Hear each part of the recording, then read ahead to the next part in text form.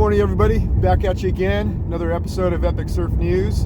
I'm headed out right now to pick up my new surfboard. Woo! Yeah, 6'2", modeled after another 6'2" that I had. Same design. This one's just more high performance.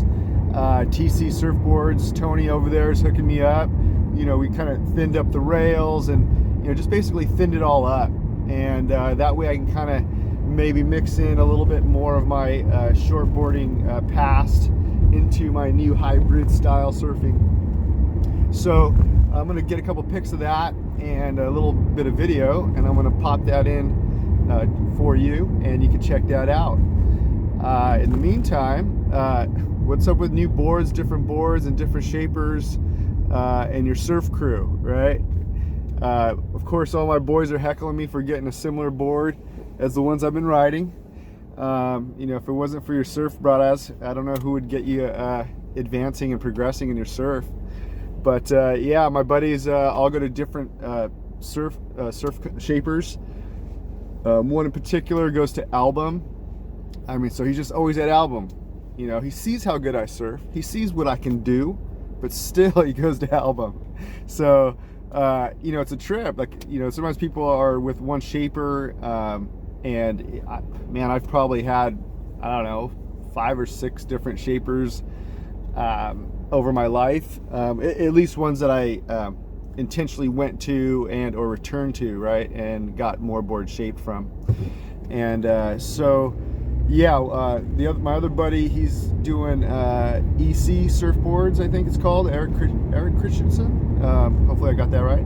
And so yeah, he's always got a different style board, or he's always getting the demo boards, which he ends up buying those boards that he demos a lot of times. So good tactic, or at least the shaper's really good at picking out what board's going to work for my bro. So yeah, I don't know, you guys chime back in, put information down below, or freaking video reply me, and you know, who's your shaper, who's shaping it up, why, you know, how many boards have you gotten, do you keep going back, do you like to mix up shapers, do you have a shaper for different designs? I mean, how complex are you with your surfboard design? So anyhow, yeah, so I'm going over here. I've been working with Tony for a little while. It's been a great experience, and I've been learning a lot, and I've been trying to learn to surf different types of boards and loosen up my surfing in different ways. And Tony's been with me for part of that journey, which is pretty fun. So yeah, so I'm still on that journey, and I'm still with TC, surfing it, loving it. So anybody out there, I know you're never going to change shapers. My boys are stuck, man, no matter, you know, what their levels are. They just believe that shaper is going to get them there, you know. And then, like, some shapers have like sexy team riders, right? So like, as soon as you know, suggest something else, people will be like, oh, but so and so rides for them, and you know, blah blah blah. So yeah, so anyways, let me know what's up, let me know what you're doing, and I'm going to show you my stick, like I said. And this time I changed it up just a little bit. I do like to keep them guessing. Not only same shaper, but I got a lot of the same color scheme and sticker logo stuff going on. So I'm sticking with that. You know, I like to keep the tricks guessing. It was just Halloween. So you know, a lot of times these seasoned surfers, man, they pull up in the parking lot, and they don't, you know, they have more than one board, right? So they don't just go out and pull the same board out. They might come with 2 or 3 boards in their ride, and then they pull up, they look at the day, right? And so they have an ideal board for the day. But what they also do is they scope out the lineup. They see who's out there. So if they know familiar people, they notice what board they're riding, or boards people are on in general, and they make that a factor in determining what board to use. So for example, if it's perfect waves, but maybe not that big, maybe 3 foot, 2 foot, and you see all the bradas out there on big boys, you know, you pull out your little pinner ripstick, and you may not get that many waves. So yeah, so that's what it's about right there. So all my boards, going back to my story, is they're not sure what board I'm on, right? So yeah, that's my trick right now. I got them all not really being able to size it up, come out there stealthy. So on my way there, I also want to drop some updates on surfing clubs.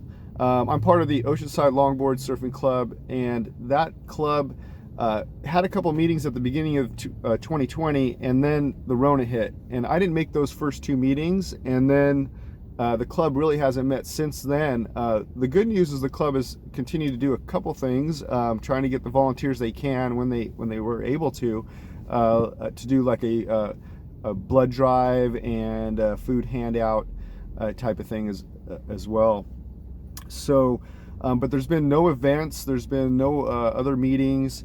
In fact, I just got my club t-shirt, and I think September came around, and I maybe followed up once in the year, and then September came and I still didn't have my shirt, so I followed up again, and it was kind of one of those things where you had to, like, you know, contact so-and-so and go drive up and grab it from somebody's house. So I actually did that. I picked up my shirt.